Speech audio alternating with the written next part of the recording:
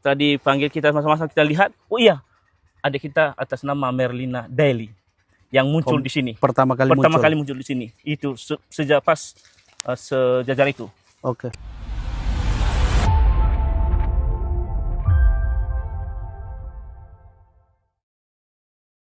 Di sebuah ruangan sempit berdinding papan tipis dan beratap seng yang panasnya menyengat ubun-ubun, Yulia Laila duduk bersimpuh. Kedua tangannya tak henti mengusap dua peti jenazah putih yang terbaring di sampingnya. Air matanya jatuh berulang kali, membasahi wajah yang sudah bengkak sejak Senin sore 8 September 2025, hari ketika dua buah hatinya hilang tak kembali. Marta Merlina Daily 11 tahun dan adiknya Jeffrianus Daily 8 tahun ditemukan tak bernyawa mengapung di sebuah lubang bekas galian tanah untuk bata Selasa pagi 9 September 2025.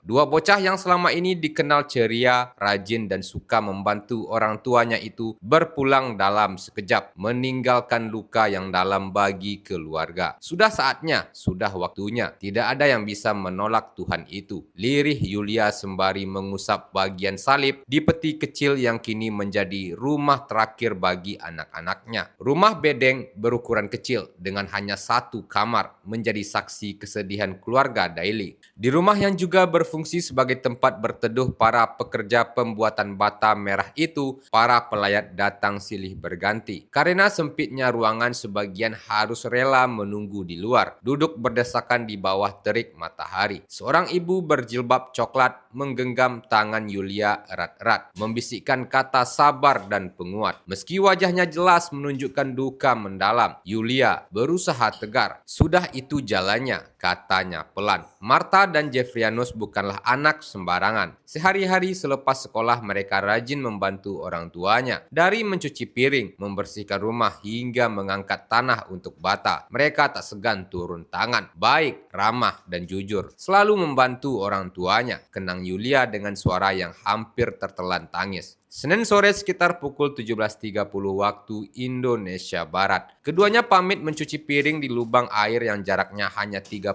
meter dari rumah. Di sekitar lokasi itu terdapat dua lubang bekas galian tanah berisi air setinggi hampir 2 meter, berlumpur dan licin. Malam harinya ketika keduanya tak kunjung kembali, keluarga cemas dan warga ikut mencari. Pencarian berlangsung hingga larut malam, namun hasilnya nihil. Hingga keesokan paginya, Selasa, jasad Marta muncul pertama kali di permukaan. Tak lama kemudian tubuh Jeffrianus menyusul, mengapung di dekat lokasi. Lubangnya berlumpur dan dalam, sekitar 1,5 sampai 2 meter. Keduanya memang tidak bisa berenang, terang Kasat Reskrim Polresta Pekanbaru, Kompol Berry Juwana Putra. Polisi kemudian memasang garis polisi dan melakukan olah TKP sebelum mengevakuasi jenazah ke Rumah Sakit Bayangkara Polda Riau. Namun keluarga menolak autopsi lebih lanjut. Dari hasil pemeriksaan luar, tidak ditemukan luka mencurigakan. Kami yakin ini murni kecelakaan. Kami sudah ikhlas. Ini jalan hidup anak-anak kami, ujar Herman Daily, paman korban, sembari sibuk menyambut para pelayat dan pastor yang datang. Duka keluarga Daily ternyata membuka fakta yang jauh lebih besar. Penyelidikan kepolisian menemukan bahwa kolam tempat kedua bocah itu tenggelam bukan sekedar lubang biasa, melainkan bagian dari penambangan tanah liat ilegal yang sudah berjalan selama 2 dekade. Pria berinisial Y alias Yori, pemilik usaha bedeng batu bata tempat keluarga Daily bekerja, kini ditetapkan sebagai tersangka. Ia dianggap lalai hingga mengakibatkan 2 anak meninggal, sekaligus terbukti menjalankan praktik penambangan tanpa izin. Tersangka merupakan pemilik usaha bedeng batu bata yang diduga lalai sehingga menyebabkan 2 anak meninggal dunia. Penyidik juga akan mendalami unsur pidana lain, terutama terkait praktik penambangan ilegal yang melanggar Undang-Undang Pertambangan, ujar Kabid Humas Polda Riau, Kombes Pol Anom Karibianto. Yori dijerat pasal 359 KUHP tentang kelalaian yang menyebabkan orang lain meninggal dunia, serta pasal 158 Undang-Undang Nomor 3 Tahun 2020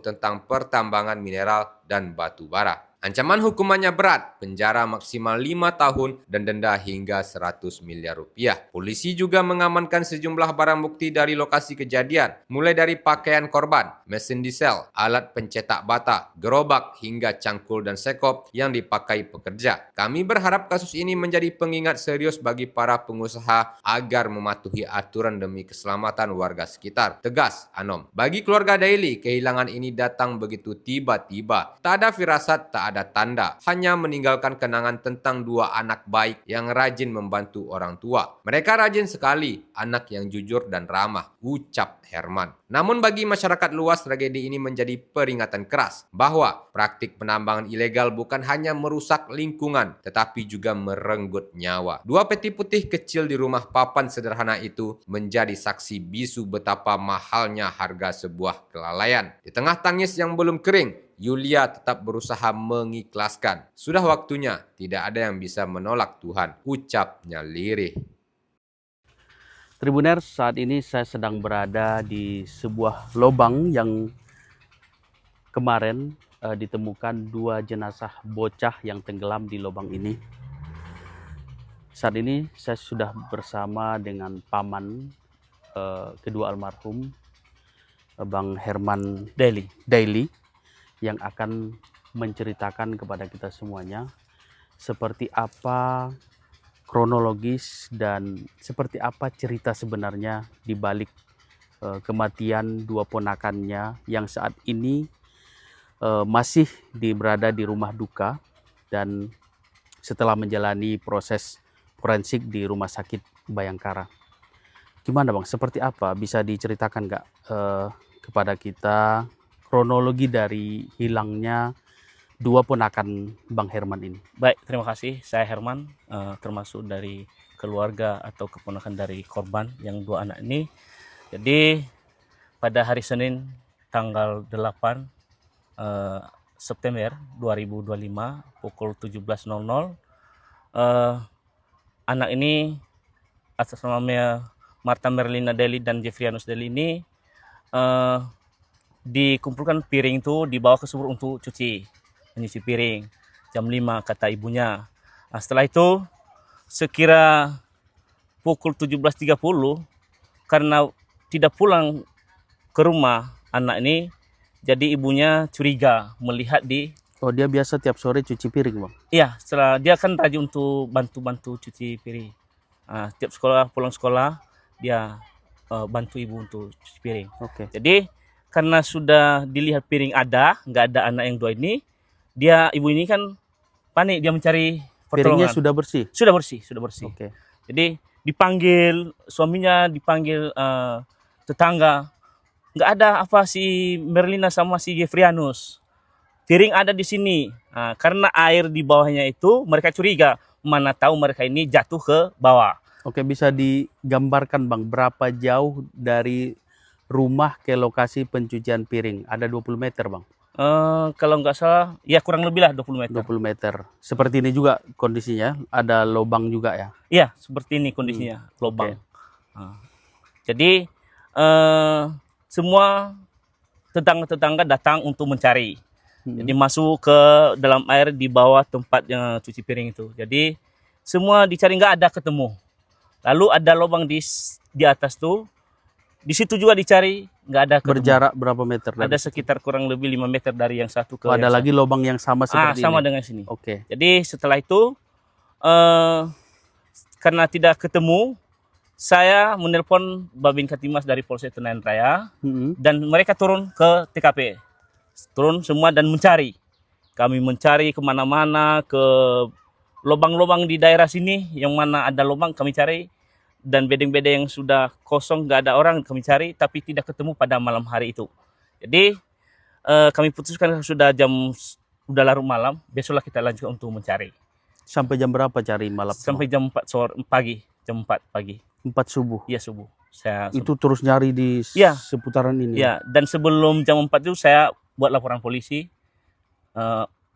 untuk sementara orang hilang. Oke. Nah, jadi karena sudah jam 4 pagi tidak ketemu, ya kita istirahat dulu, besok kita lanjutkan. Oke. Saya kembali ke rumah, besok paginya jam 7 pagi saya datang ke rumah saudara saya ini.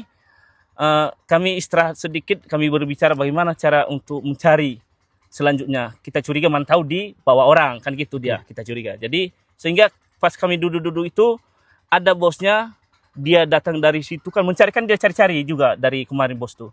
Bosnya yang punya bedeng ini, Punya Bang? bedeng nih. Oke. Dia pergi mencari, karena ada dia curiga di dalam ini. Dia bilang, ini ada sesuatu yang kita curiga di sini. Belum tahu dia entah manusia atau kita dipanggil. Setelah dipanggil kita sama-sama kita lihat, oh iya, ada kita atas nama Merlina Daily yang muncul di sini. Pertama kali muncul di sini. Itu sejak pas sejajar itu.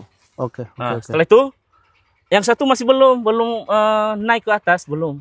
Jadi karena kita laporan polisi, datang dari petugas Tenayan Raya, dan kami sambil menunggu dari Inafis dari Polresta Pekanbaru, kurang lebih sekitar setengah jam muncul adanya naik. Setengah jam setelah kakaknya muncul. Iya, naik. Oke. Naik ke air. Ini ada 2, berarti ada di sini 2 korban yang dinyatakan hilang tuh. Di sini dia ada. Jadi waktu ditemukan sudah meninggal dunia. Jadi setelah itu dievakuasi dari pihak Inafis dan kita bawa ke Rumah Sakit Bayangkara, polisi. Jadi di situ dicek, di bagian luar semua dicek, dan dokter di sana menyatakan bahwa tidak ada ditemukan ada luka baru atau luka-luka di badan perempuan dan maupun di badan laki-lakinya. Artinya murni karena jatuh tenggelam. Iya. Itu kesimpulan dari pihak kepolisian. Yang dijelaskan kepada kita untuk sementara di pemeriksaan luar. Oke. Karena seharusnya kan diotopsi, tapi kita pihak keluarga nggak mau kita lanjut untuk otopsi. Kenapa? Karena tidak ada tanda-tanda di luar yang bisa kita curiga bahwa ada luka. Ya udah, kita karena penjelasan seperti itu, kita ikhlaskan aja kepergian adik ini. Mungkin itu sudah rencana Tuhan kepada mereka. Itu aja. Oke. Satu malam juga mereka hilang baru ditemukan. Iya, 1 malam. Seperti apa sosok 2 ponakan? Iya, sangat baik anak-anak, sangat nurut sama orang tua, sangat membantu orang tua. Pas dia pulang sekolah itu, dia tukar baju cewek itu, bantu cuci piring atau sapu-sapu.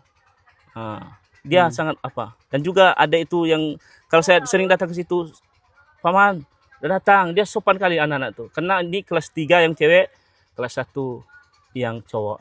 Umur yang kakaknya 11 tahun. 11 tahun. Yang adiknya 8 tahun. 8 tahun. Oke, dua-duanya sudah sekolah dasar. Sudah sekolah dasar. Oke. Selanjutnya kapan rencana Rencana makamkan di? Kita kebumikan pukul 14.00 ini, hari ini.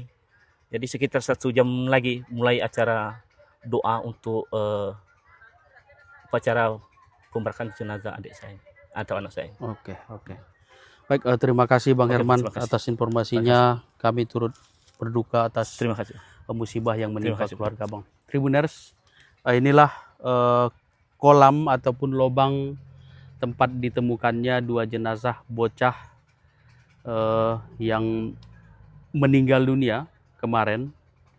Sebenarnya kedalaman kolamnya tidak begitu dalam, tapi kalau kita lihat memang ada lumpur-lumpur yang mungkin menghisap Bang ya. Ya, agak dalam lumpurnya. Ada agak dalam lumpurnya, dan disinilah 2 bocah tersebut Tapi meninggal. anak-anak itu nggak bisa berenang. Ya, ditambah pula 2 bocah ini tidak bisa berenang.